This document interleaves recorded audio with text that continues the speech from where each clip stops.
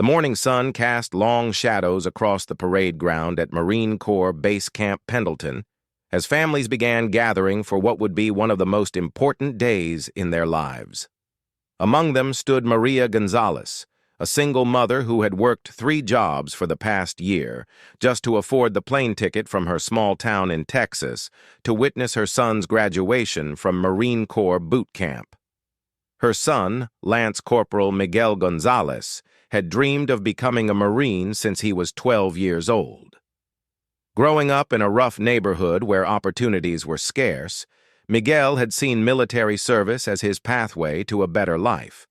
His mother had supported his decision despite her fears, knowing that her quiet, determined son needed this chance to prove himself. Maria clutched her worn purse tightly as she approached the base entrance, wearing the best dress she owned, a simple navy blue outfit she had bought years ago for job interviews. She had saved every penny for this moment, even skipping meals to ensure she could be there for Miguel's proudest day. The security guard at the gate, Sergeant First Class Robert "Tank" Morrison, barely glanced at her identification before waving her through with the dozens of other proud families streaming onto the base. The graduation ceremony was scheduled to begin at 10 in the morning, and Maria had arrived early to find the best possible seat.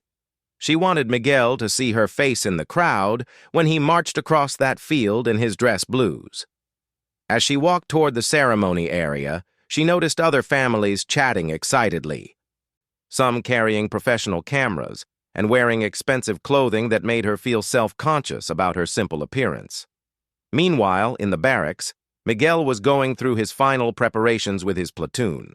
His drill instructor, Staff Sergeant Williams, had been particularly hard on him throughout training, not because Miguel lacked ability, but because Williams saw potential in the young man that needed to be forged through discipline and challenge.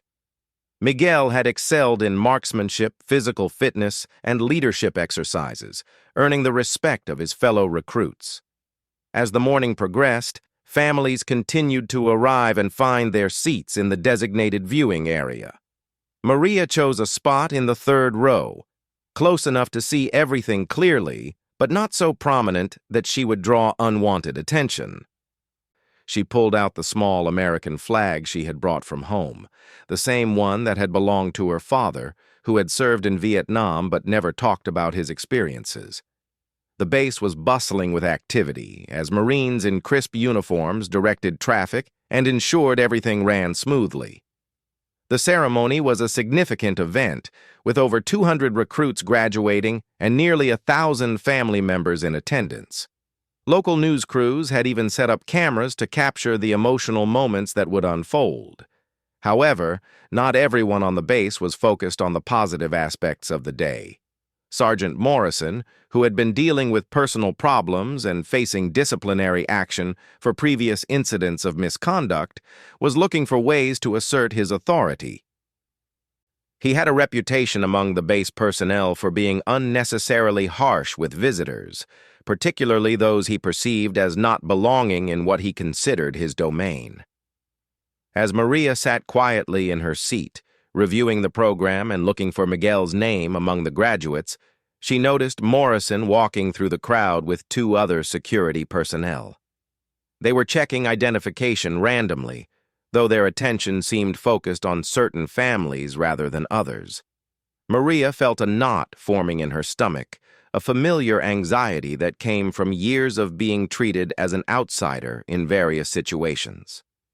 The other families around her were engaged in animated conversations about their Marines' accomplishments, sharing stories of letters received during boot camp and plans for celebration dinners afterward.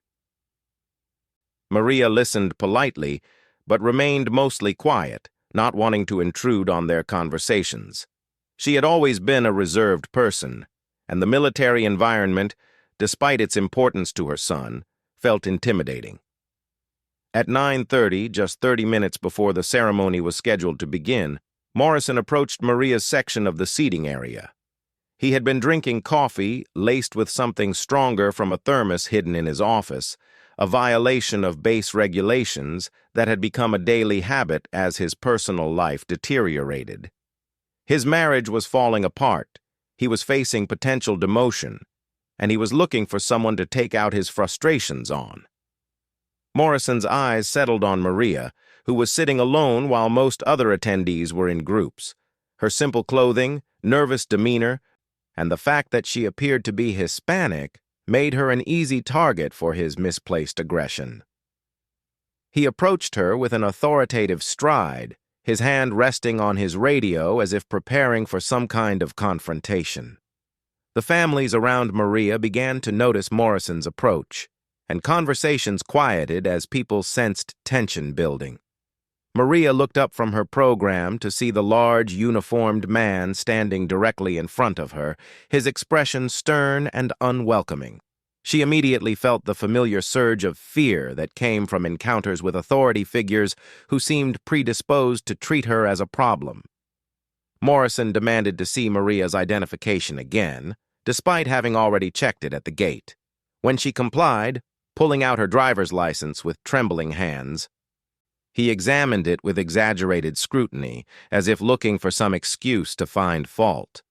Other families watched the interaction with growing discomfort, unsure whether they should intervene or if this was some kind of routine security procedure.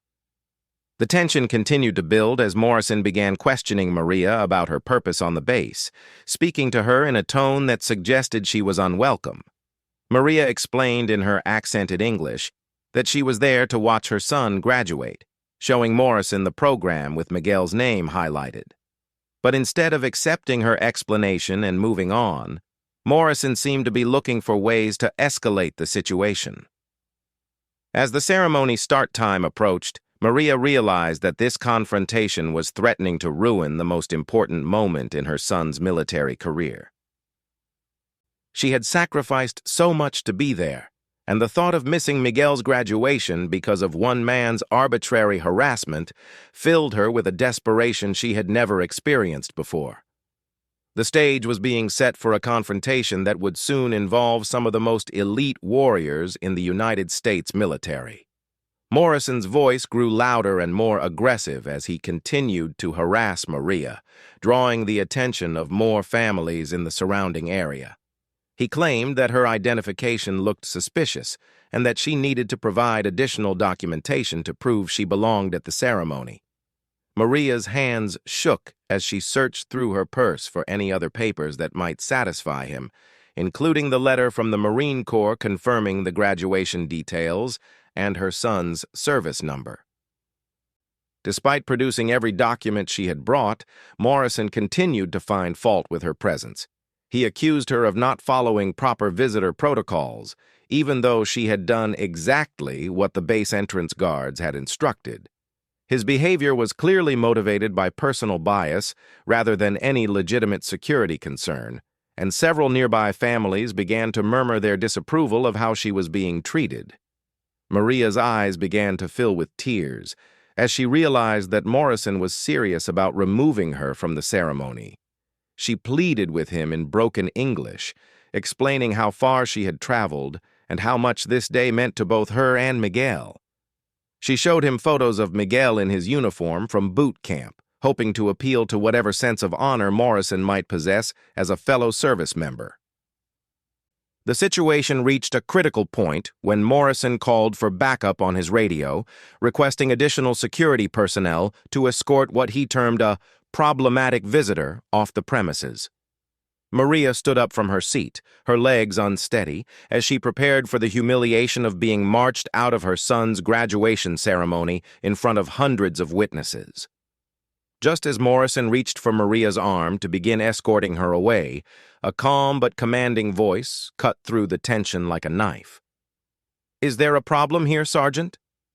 The voice belonged to Chief Petty Officer James Razor McKenzie, a Navy SEAL who had been attending the ceremony to watch his nephew graduate. McKenzie had been observing the situation from a distance and had quickly assessed that Maria was being harassed without justification. Morrison turned to face McKenzie, immediately recognizing the SEAL Trident insignia on his uniform and the unmistakable bearing of a special operations warrior.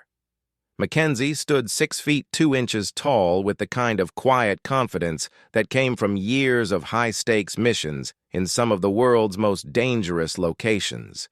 His presence immediately changed the dynamic of the confrontation. Mackenzie was not alone. Within seconds, 5 other Navy SEALs who had been scattered throughout the crowd began moving toward the situation. They moved with the fluid coordination of a team that had operated together in combat, positioning themselves strategically around Morrison and Maria without appearing to threaten anyone. These men had all served multiple deployments in Afghanistan and Iraq, and they recognized injustice when they saw it. Senior Chief Petty Officer Marcus Bulldog Thompson, the eldest of the group at 38 years old, stepped forward to stand beside Mackenzie. Thompson had been awarded the Navy Cross for valor in combat and commanded immediate respect from any service member who knew his reputation.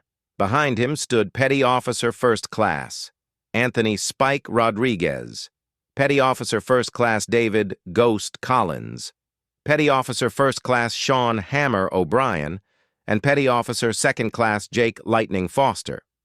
Morrison attempted to assert his authority over the situation, explaining that he was conducting a routine security check and that the SEALs should mind their own business.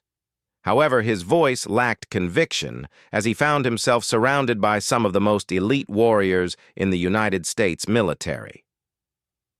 These men had faced down terrorists, survived firefights, and completed missions that most people could never imagine.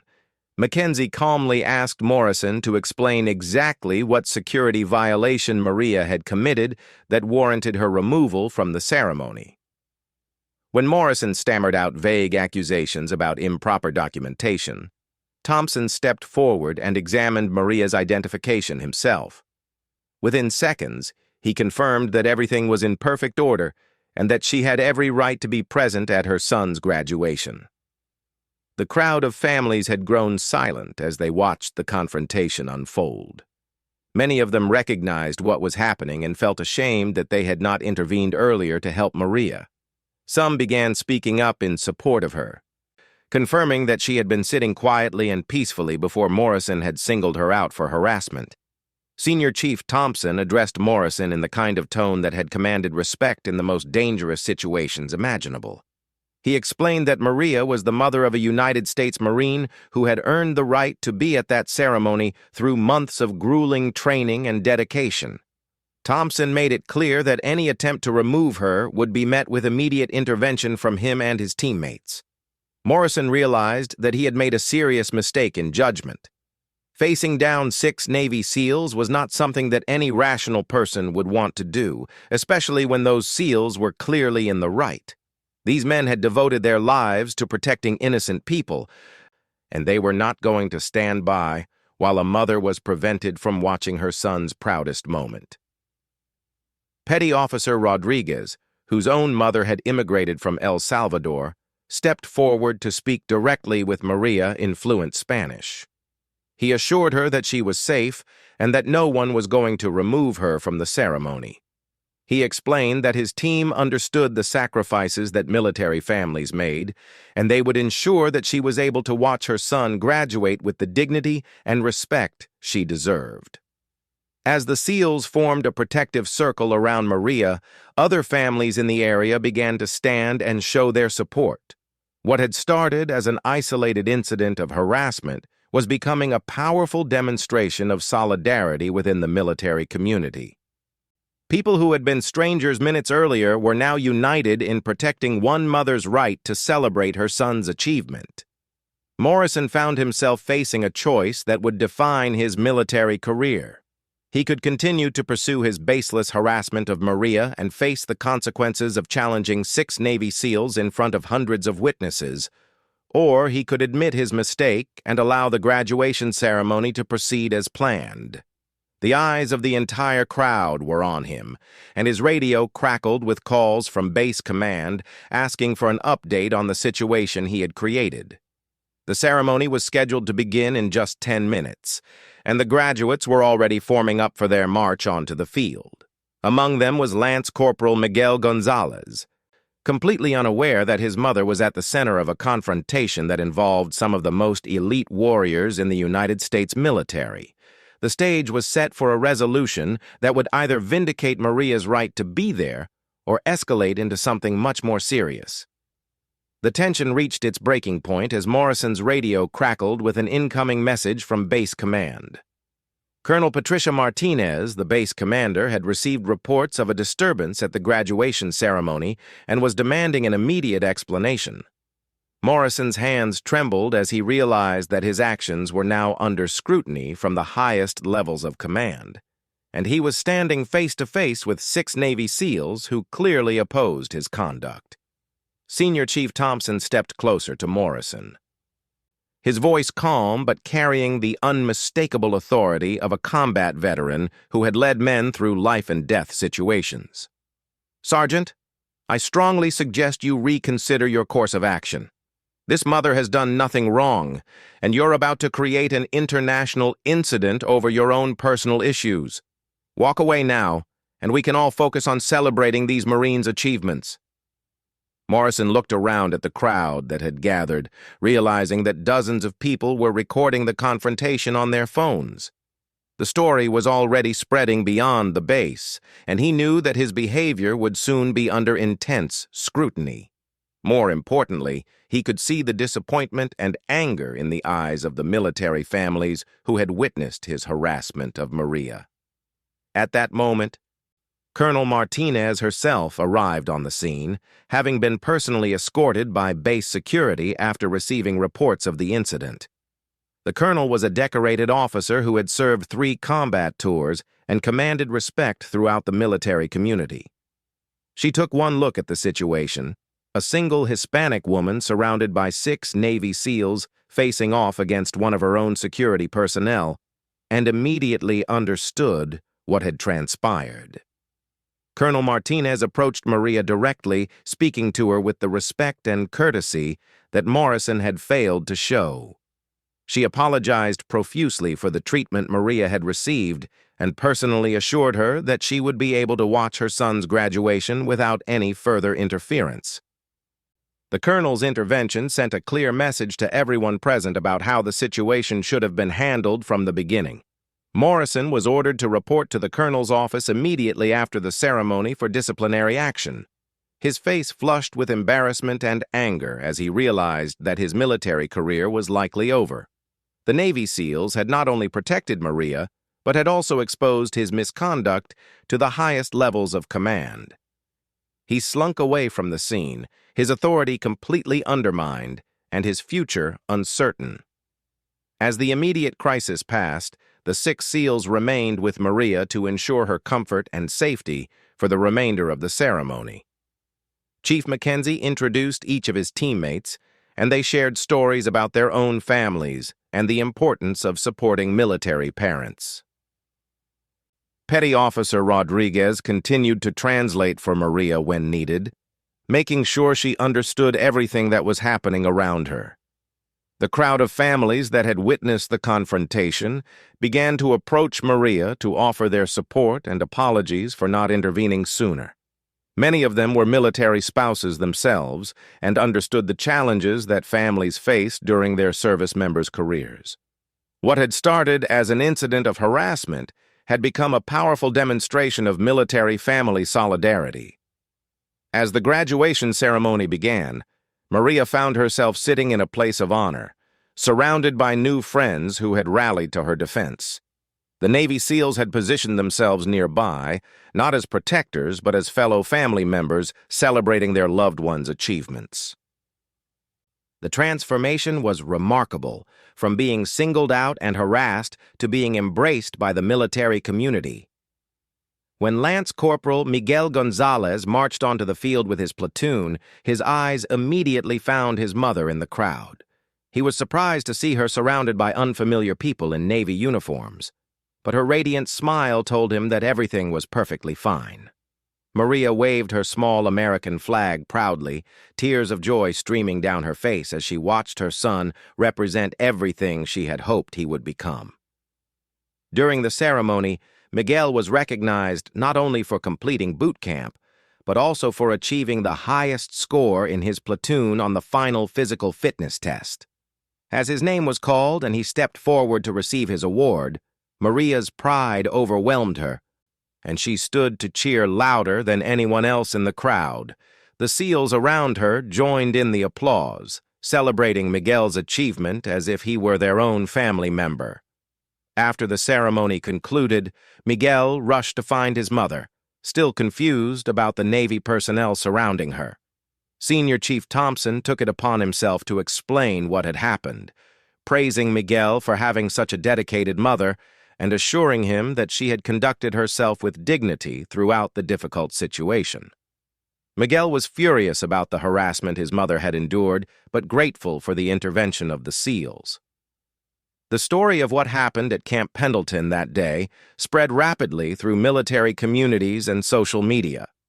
Videos of the confrontation and its resolution became viral content, highlighting both the problem of discrimination within military settings and the power of service members standing up for what is right. Maria became an inadvertent symbol of military family resilience and the importance of supporting one another. Colonel Martinez followed through on her promise to address Morrison's conduct. He was court-martialed for harassment, abuse of authority, and conduct unbecoming a service member.